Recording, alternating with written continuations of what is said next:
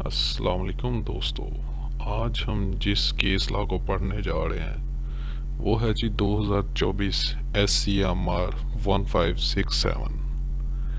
اس میں 489 ایف کو ڈسکس کیا گیا ہے جی۔ کیا ہر باؤنس ہونے والا چیک جرم ہے؟ سپریم کورٹ کا بڑا فیصلہ ہے جی۔ اگر چیک گارنٹی کے طور پر دیا گیا ہو تو 489 ایف کا پرچہ نہیں بن سکتا۔ سپریم کورٹ نے یہ پرنسپل سیٹ کیا ہے جی۔ کیس کا پس منظر ہے سرگودا سے، جہاں محمد انور نامی شخص پر الزام لگا کہ اس نے ایک پلاٹ کے سودے میں 20 لاکھ روپے لیے اور بدلے میں جو چیک دیا وہ باؤنس ہو گیا۔ لاہور ہائی کورٹ نے ملزم کی قبل از گرفتاری ضمانت جو تھی وہ خارج کر دی تھی، جس کے بعد معاملہ جو تھا پری ریسٹ بیل کا سپریم کورٹ میں پہنچا، جہاں ایک باریک قانونی نکتہ سامنے آیا۔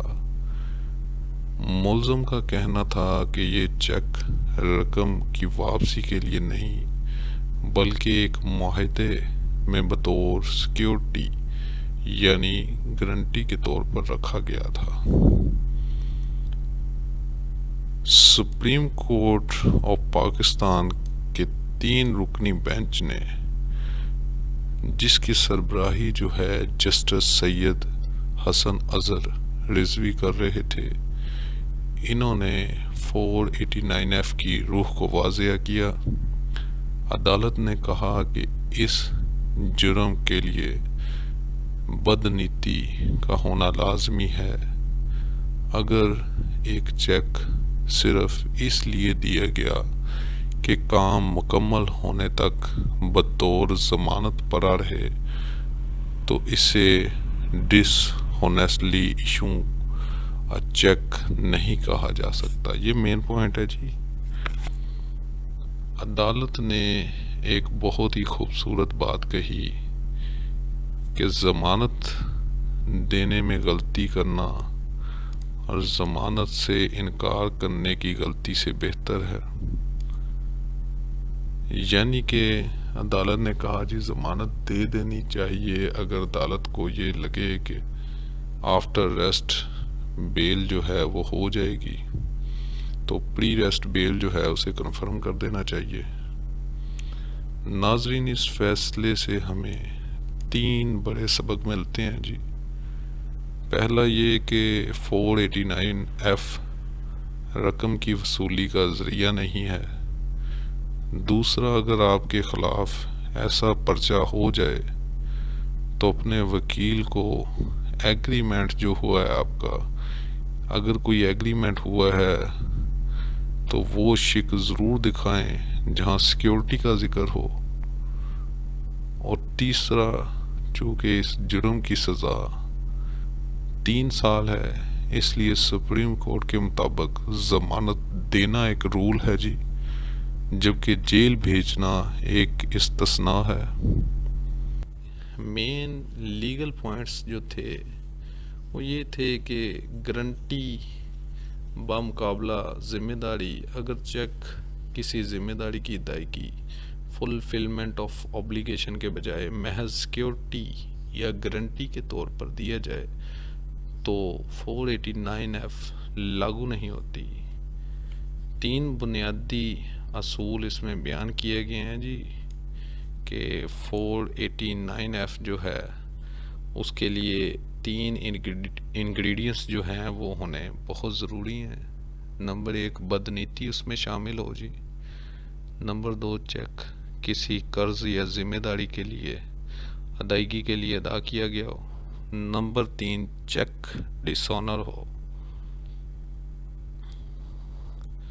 عدالت نے ریمارکس دیے کہ انسان کی آزادی ایک قیمتی آئینی حق ہے جی، اسے فوری رہا کرنا چاہیے۔ جہاں پہ کچھ بینیفٹ آف ڈاؤٹ جو ہے اگر نظر آ رہے ہیں تو، اور ریکوری کے لیے فوجداری قانون جو ہے 489 ایف رقم کی واپسی ریکوری کے لیے استعمال نہیں کیا جا سکتا۔ یہ صرف ایک جرم ہے جی، اور پروہیبٹی کلاس میں فال نہیں کرتا جی، کیونکہ اس کی سزا جو ہے وہ 3 ایئرس ہے، اس لیے ضمانت دینا ایک اصول ہے۔ سپریم کورٹ آف پاکستان نے فیصلہ جو ہے لاہور ہائی کورٹ کا اسے کالعدم قرار دیتے ہوئے ملزم کی ضمانت جو ہے قبل از گرفتاری منظور کر لی۔ جو اسٹوڈنٹس آف دی لا ہیں اور وکلا حضرات ہیں ان کے لیے کچھ پوائنٹس ہیں اس کے اصلاح میں۔ ہمیشہ چیک کے ساتھ موجود تحریری ایگریمنٹ جو ہے عدالت میں دکھائیں کہ وہاں لفظ گارنٹی یا سیکیورٹی لکھا ہے یا نہیں لکھا۔ اگر تو لکھا ہے تو آپ کو بینیفٹ ملے گا۔ رقم کی رسید، اگر مدعی مقدمہ جو ہے نقد رقم کی ادائیگی کا دعویٰ کرے لیکن رسید نہ ہو تو اسے فردر انکوائری کا کیس بنائیں۔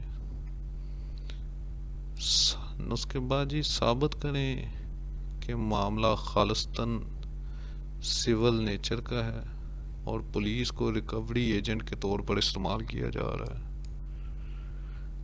اس کے بعد میلا فائڈی ایف آئی آر تاخیر سے درج ہو یا بدنیتی نظر آئے تو اسے ہائی لائٹ کریں۔ پروہیبٹی کلاس آپ کو پہلے ہی بتا چکے ہیں جی، یہ جو کہ 489 ایف ہے اس کی سزا 3 سال ہے، جو ضمانت کی عام رعایت کے زمرے میں آتا ہے۔ اگر آپ وکیل ہیں تو یہ سائٹیشن آپ کے کیس کا رخ بدل سکتی ہے۔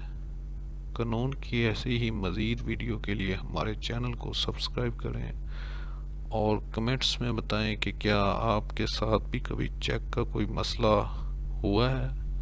اللہ حافظ۔